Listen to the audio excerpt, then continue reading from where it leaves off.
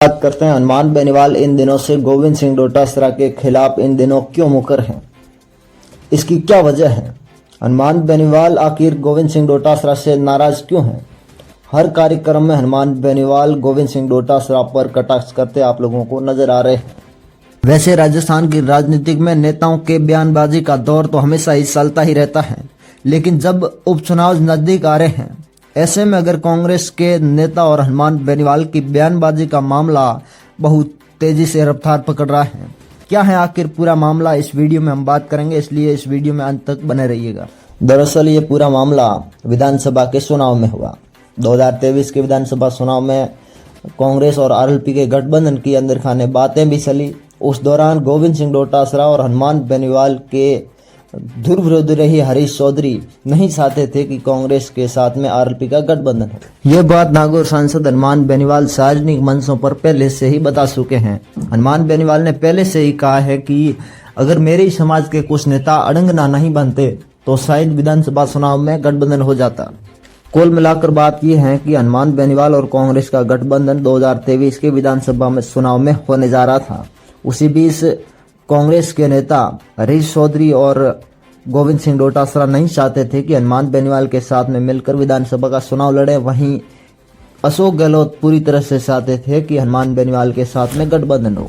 और उसके बाद विधानसभा के चुनाव हो गए। कांग्रेस और आरएलपी दोनों को भी भारी नुकसान हुआ। विधानसभा चुनाव के बाद आरएलपी अपने स्टाइल पर चलती रही और कांग्रेस अपने स्टाइल पर चलती रही।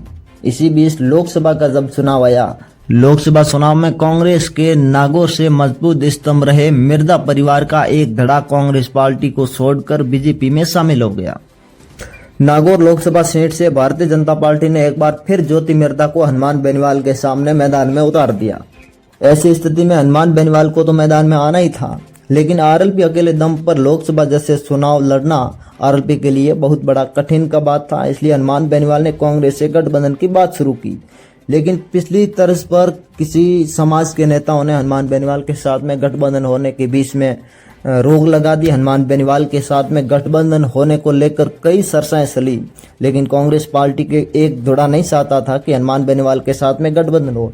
फिर भी नागौर सांसद हनुमान बेनीवाल और अशोक गहलोत की बड़ी मकसद के बाद कांग्रेस से गठबंधन हुआ। वहीं दूसरी तरफ गोविंद सिंह डोटासरा और हरीश चौधरी ने मिलकर हनुमान बेनीवाल को पूरी तरह से कमजोर करने की प्लानिंग बनाई और हनुमान बेनीवाल के मजबूत स्तंभ जो बाड़मेर से उमेदवार बेनीवाल थे, उमेदवार बेनीवाल को कांग्रेस में ज्वाइन करवा के हनुमान बेनीवाल के सर पर बहुत बड़ी गहरी चोट दी हरीश चौधरी और गोविंद सिंह डोटासरा ने।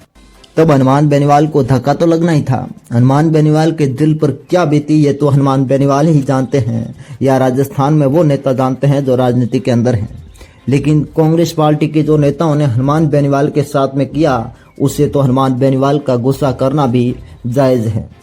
नागौर लोकसभा सीट पर भी इन नेताओं ने बहुत बड़ी साजिश रची, क्योंकि कांग्रेस का कोई भी बहुत बड़ा चेहरा सचिन पायलट हो या गोविंद सिंह डोटासरा हनुमान बेनीवाल के प्रसार करने के लिए नहीं पहुंचा। दूसरा धक्का हनुमान बेनीवाल को उसी दिन लग गया था। इंडिया गठबंधन के प्रत्याशी के तौर पर हनुमान बेनीवाल को राजस्थान में किसी भी सीट पर कांग्रेस पार्टी ने आमंत्रित नहीं किया। हनुमान बेनीवाल पूरे लोकसभा चुनाव में मात्र 2 सीटों पर चुनाव प्रसार करने के लिए गए, पहली चित्तौड़गढ़ और दूसरी जालोर में।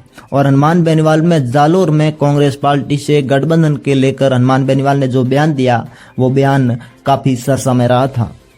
चुनाव परिणाम आने के बाद हनुमान बेनीवाल सांसद बन गए, लेकिन हनुमान बेनीवाल के मन में जो खटक थी वो कांग्रेस पार्टी के उन नेताओं के खिलाफ बहुत बड़ा जहर उगल रही थी। हनुमान बेनीवाल के मन में वो जो लगी चोट थी, वो चोट का असर आज भी हनुमान बेनीवाल दिखा रहे हैं। आपको बता दें कि हनुमान बेनीवाल के साथ में इन लोगों ने जितना धोखा किया वो शायद ही कोई नेता बर्दाश्त कर सकता है। हनुमान बेनीवाल के सबसे बड़े प्रशंसक रहे, हनुमान बेनीवाल के सबसे बड़े जाने माने स्टार प्रसारक रहे। बाड़मेर की पूरी जिम्मेदारी जिन्हें सौंपी गई थी उमेदवार बेनीवाल को, उमेदवार बेनीवाल जैसे लोगों को कांग्रेस पार्टी के उन नेताओं ने खरीद कर बहला फुसला कर कांग्रेस पार्टी की दुपट्टा पहनाकर कांग्रेस पार्टी में ज्वाइन करवा लिया। यह हनुमान बेनीवाल के लिए बहुत बड़ी गहरी चोट थी।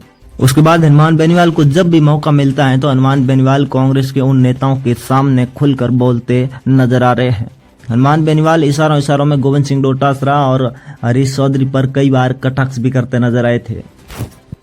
दूसरी तरफ गोविंद सिंह डोटासरा की ऐसी क्या मजबूरी है जो हनुमान बेनीवाल के इतने बयान देने के बावजूद भी गोविंद सिंह डोटासरा हर बात को हंसकर टाल देते हैं। जब गोविंद सिंह डोटासरा को पूछा गया तो गोविंद सिंह डोटासरा ने कहा कि जब मुझे कोई तकलीफ नहीं है तो आपको क्यों तकलीफ हो रही है। गोविंद सिंह डोटासरा ने कहा कि हनुमान बेनीवाल हमारे गठबंधन के साथी हैं, गठबंधन के साथ में हम मजबूती से साथ में खड़े हैं और हनुमान बेनीवाल हमारे भाई हैं। यह कैसा भाईचारा है जिसके लिए हनुमान बेनीवाल गठबंधन की बात कर रहा था, जिनके लिए हनुमान बेनीवाल सीट मांग रहा था बाड़मेर की, आप लोगों ने उन्हें ही छीन लिया। फिर ये कैसा भाईचारा है। हनुमान बेनीवाल के साथ में इतना बड़ा धोखा करने के बावजूद भी आप लोग बोल रहे हैं कि हनुमान बेनीवाल हमारा भाई है।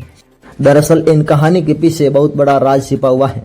कांग्रेस पार्टी के नेता हनुमान बेनीवाल को पूरी तरह से कमजोर करना चाहते हैं, इसलिए हनुमान बेनीवाल के खिलाफ बयान देने से बच रहे हैं।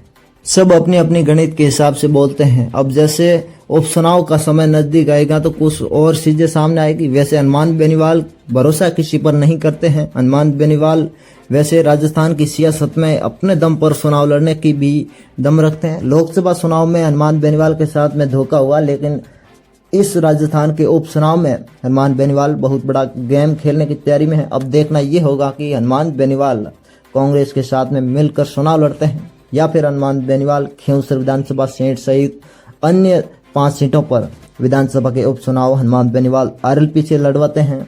क्या हनुमान बेनीवाल गठबंधन करेंगे या फिर हनुमान बेनीवाल कांग्रेस से गठबंधन नहीं रखेंगे? आपकी क्या राय है कमेंट बॉक्स में जरूर बताइएगा। मिलते हैं किसी नेक्स्ट वीडियो में, तब तक के लिए जय हिंद, जय भारत, वंदे मातरम।